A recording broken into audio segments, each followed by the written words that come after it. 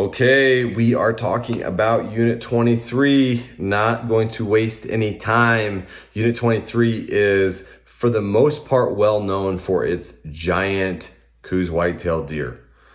Unit 23 has had some really giant deer taken out of there. There's been Coues deer governor's tags taken out of Unit 23. Just a really rugged area in most parts, and offers a ton of hunting for Coues deer and hunting for mule deer as well.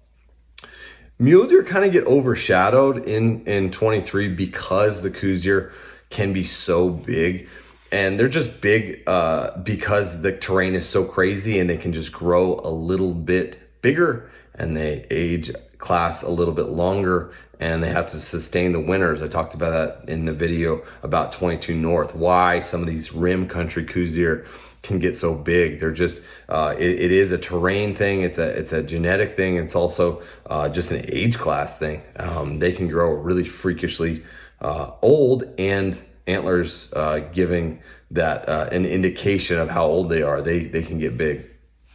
But mule deer, don't pass up on the mule deer for this unit. It's not an easy unit to draw if you're looking for an entry-level type mule deer hunt. You do have to have some points. You do have to have a fair amount of points, kind of in between, 5 to 10 point range for the most part to draw, whether you're resident or non-resident. So keep that in mind. The mule deer can be very good. There can be some really big mule deer down in the southern half of 23. But I would say if you're gonna have some points and really burn some points, part of burning points, and when I say that is, for those of you who don't really understand what I'm talking about, so when you apply for Arizona and you get a bonus point when you don't draw, or you just buy a bonus point every year. And when I say burning points, for if you want to go and try to draw a tag, every time you draw a tag, you lose your points. So if you have 8, 10, 12 points as a resident or a non-resident, and you apply for a tag that you're really trying to draw, that would be burning your points. So if I had a choice to burn my points on a unit as a general rifle tag for mule deer, I probably wouldn't go that route unless I knew where I was gonna go. I knew either who I was gonna hunt with, or I knew the area really well and have hunted there multiple times. So that kind of goes without saying. That's a kind of a broad stroke. Anytime you're gonna burn any amount of points, you kind of wanna have an idea prior to that unit, other than just, computer knowledge. You want to be able to have some reference points. You want to be able to have some glassing areas. You want to be able to have some friends or outfitter or whatever that that knows that area really well before you burn your points. So Unit 23 is kind of one of those units. It's a unit that I would say, it has great mule deer. It's not an easy draw. So understand, either have an outfitter guide scouting deal before you go in there, or have buddies, or if you have the time, get in there and scout like crazy. If you draw that tag, get in there and know the country well before your season even starts. And that way you can have, just give your hunt the full opportunity that it needs for you to be successful. Now, Coues deer, the kind of the barrier to entry for Coues deer in a lot of cases, and 23 is no exception, is the physicality necessity. 23 is really rugged. And where these Coues deer roam, these big Coues deer that I mentioned before, where they roam is really nasty country. So you have to be very physical. Your fitness has to be great. You've got to be used to high elevations, because you're looking at 5,000 to 8,000 feet elevation in 23 where these deer live. So be ready for that. It's not the hardest tag to draw. You can draw a Coues deer tag pretty easy, relatively speaking, especially for the size quality that's in there. When you can shoot 110 inch plus Coues deer with, just a handful of points, that's a really good opportunity. So they do a Coues deer tag first, and then a mule deer tag, and then a Coues deer tag. And then what they do, Unit 23 is one of the rare units that they offer a late season mule deer hunt. So they offer a late season mule deer hunt during the rut, pretty much, in December 15th through 31. And they do the same thing for Coues deer. If I was to try to draw a tag, that December 23 mule deer hunt could be an awesome opportunity for you to shoot a 180 plus mule deer.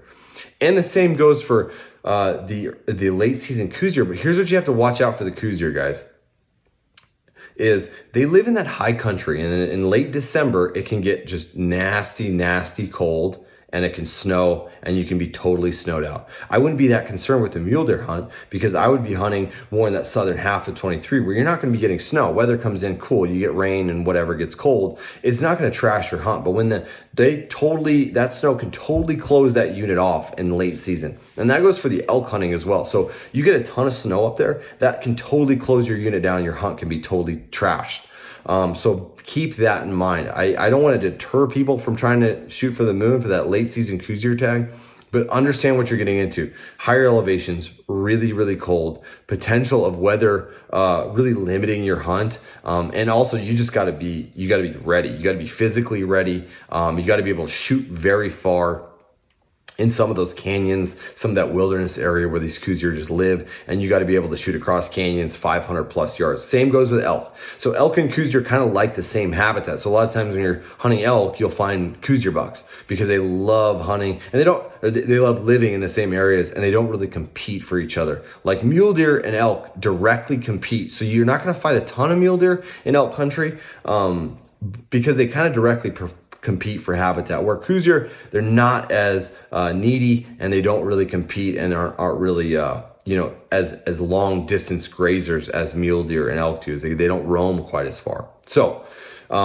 23, amazing unit. One of those units that is, honestly, if you just drive up and see it northeast out of Phoenix, you just drive the unit, you're like, wow, I didn't know Arizona can look like this. A lot of people don't understand how beautiful and the higher elevation Arizona country, the rim country, how beautiful it actually is. They think of everything desert in Arizona, but if you go up and you hunt, Payson 22, 23, 27, people are like, it looks like Montana up there. So keep that in mind.